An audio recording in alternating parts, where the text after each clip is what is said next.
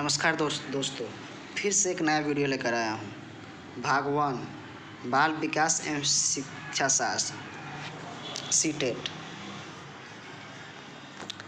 शिक्षक बनने के लिए सबसे पहले आप लोगों को सीटेट की तैयारी करना पड़ता है, यानी सीटेट क्वालिफाई करना पड़ता है।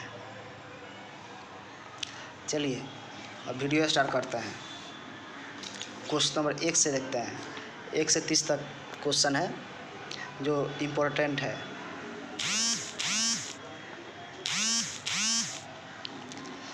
तो संज्ञानात्मक विकास, क्वेश्चन नंबर 1 से स्टार्ट करते हैं। क्वेश्चन नंबर 1, संज्ञानात्मक विकास निम्न में से किसके द्वारा समर्थित होता है? तो देखेंगे 1 का आंसर क्या होता है। तो 1 का जो आंसर होगा वो होगा 3। एक समृद्ध और विविधतापूर्ण वातावरण उपलब्ध कराना। 1 का जो आंसर होगा 3 होगा। क्वेश्चन नंबर 2 देखते हैं। मानव विकास है मात्रात्मक गुणात्मक। चलिए 2 का जो आंसर होगा वो होगा 4। 2 का आंसर होगा 4। 1 और 2 दोनों। अब क्वेश्चन नंबर 3 देखते हैं। क्वेश्चन नंबर 3, प्राकृतिक पोषण विवाद निम्नलिखित में से किससे संबंधित है? तो क्वेश्चन नंबर 3 का जो आंसर होगा वो होगा 1, आनुवांशिकी एवं वातावरण। आगे बढ़ते हैं। क्वेश्चन नंबर 4, निम्न में से कौन सी समाजीकरण की निष्क्रिय एजेंसी है? तो 4 का जो आंसर होगा 4 होगा,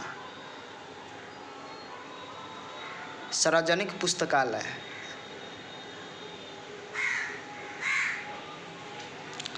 क्वेश्चन नंबर 5 पे चलते हैं।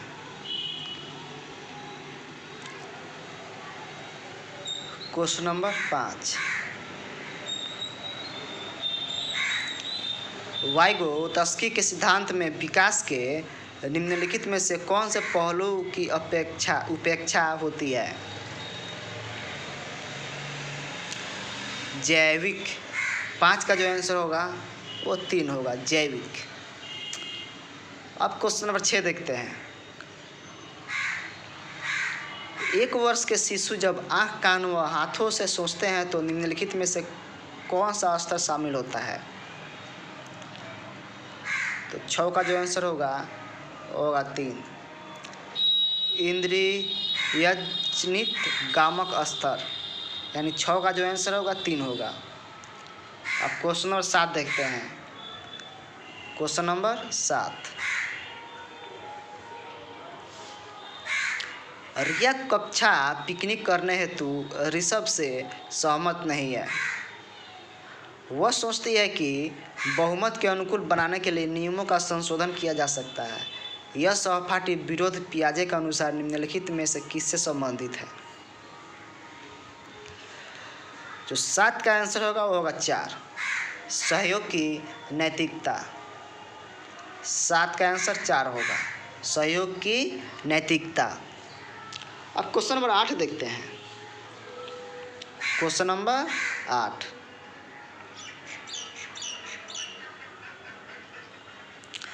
निम्न में से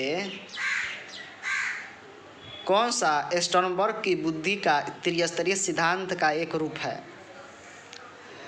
जो 8 का आंसर होगा वो होगा 1, व्यवहारिक बुद्धि। 8 का आंसर होगा 1, व्यवहारिक बुद्धि। अब क्वेश्चन नंबर 9 देखते हैं। किसने सबसे पहले बुद्धि परीक्षण का निर्माण किया?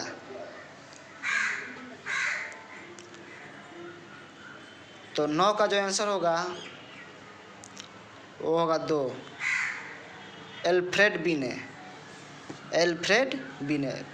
बुद्धि का परीक्षण किया एल्फ्रेड बीने। चलिए अब क्वेश्चन नंबर 10 देखते हैं। Question number 10। कौन सा क्वेश्चन?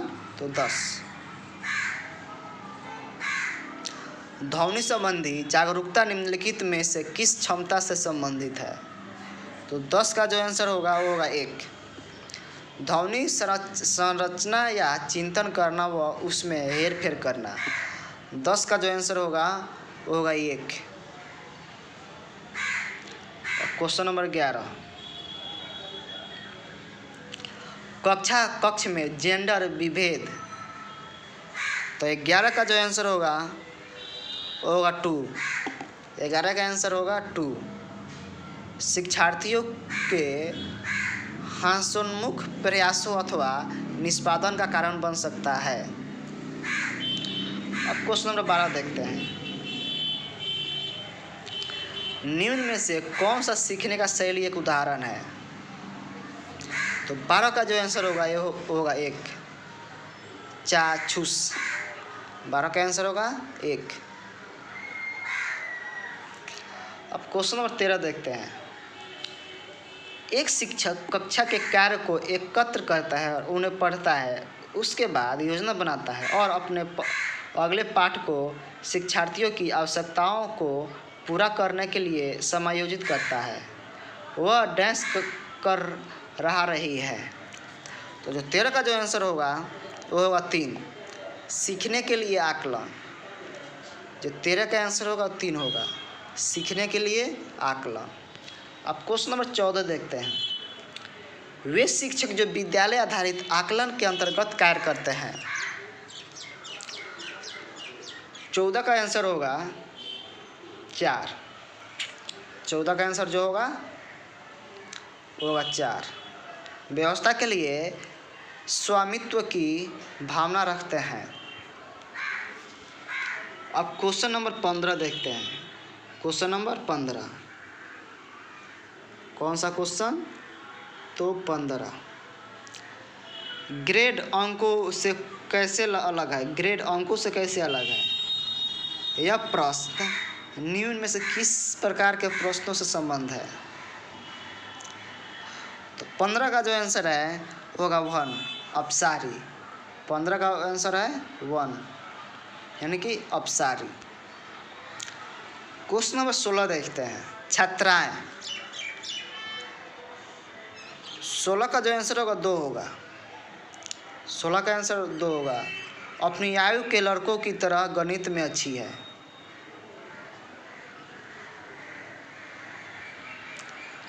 अब क्वेश्चन नंबर 17 देखते हैं। Question number 17। खुद को मैं कर दूंगा।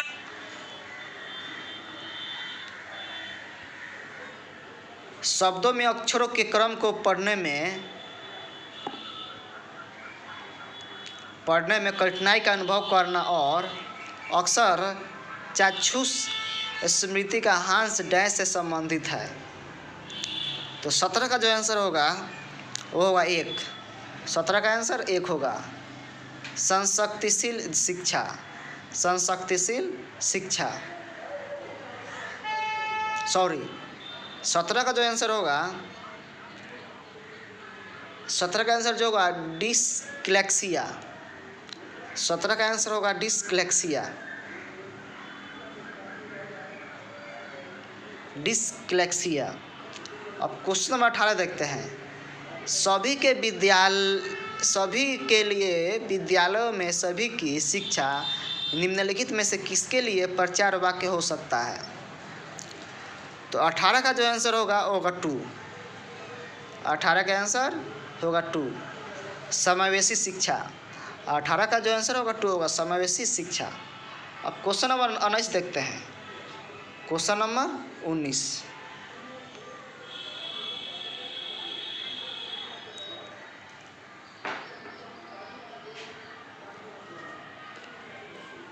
प्रवाह, पूर्णता, व्याख्या, मौलिकता और लचीलापन डैश के साथ संबंधित तत्व है।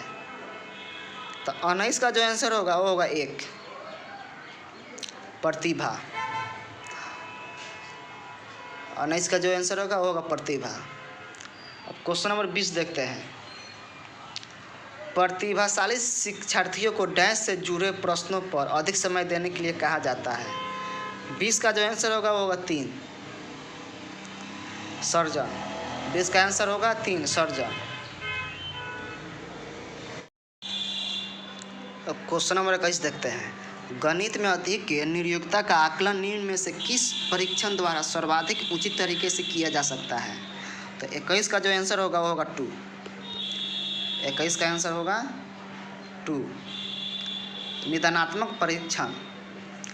अब क्वेश्चन नंबर 22 पे चलते हैं। क्वेश्चन नंबर 22, सिद्धांत चित्र डैश के द्वारा नवीन अवधारणाओं की समझ बढ़ाते हैं। तो 22 का जो आंसर होगा वो होगा 4। 22 का आंसर कौन सा आंसर होगा? वो होगा 4।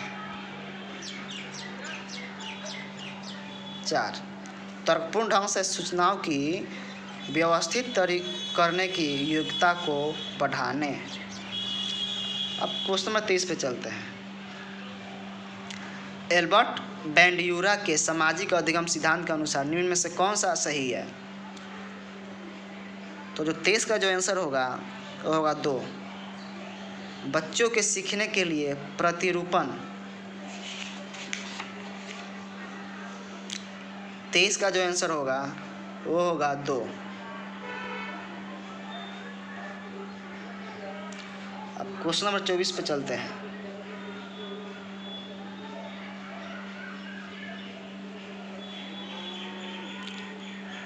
निगमनात्मक तर्कन में शामिल है।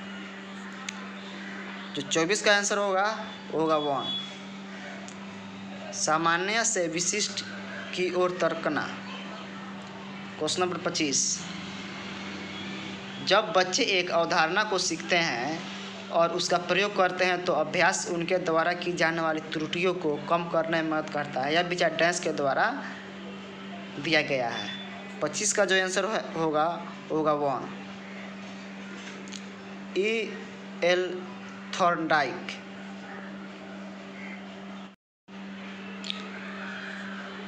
अब क्वेश्चन नंबर 26 देखते हैं। निम्न में से कौन सा संवेगात्मक बुद्धि से संबंधित है?